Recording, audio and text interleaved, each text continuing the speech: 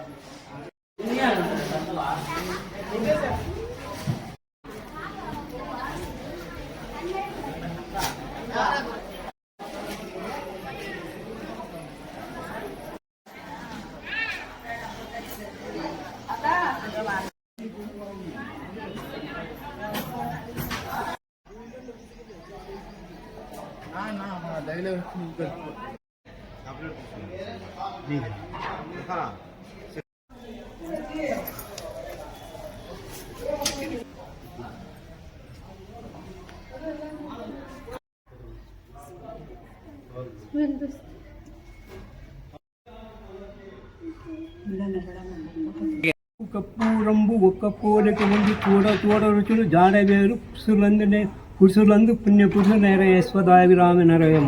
అన్ని దానముల కంటే అన్నదానమే గొప్ప, కన్నవారి కంటే గనులేరు, ఎన్న గురువు కంటే ఎక్కువ లేదే అశ్వదావిరామ నరవేమ. తల్లిదండ్రుల మీద దయలేని పుట్టుండు, పుట్టనేమి వాడు గిట్టనేమి, పుట్టలోన చేతులు పుట్టదా గిట్టదా విశ్వదావిరామ నరవేమ.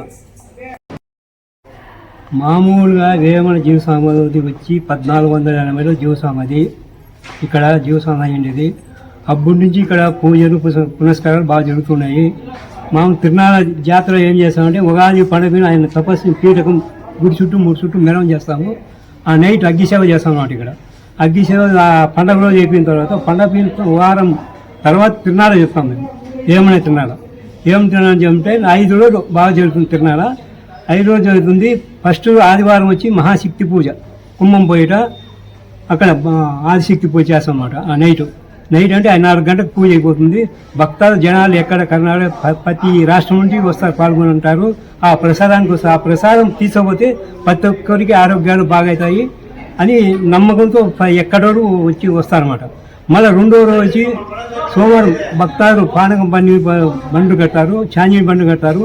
ఆ నుంచి ఇక్కడంతా ఖర్చు అంతా ఆర్కిస్ట్ ఆయన దేవుని ఆజ్ఞ ఇచ్చాడు మాకు.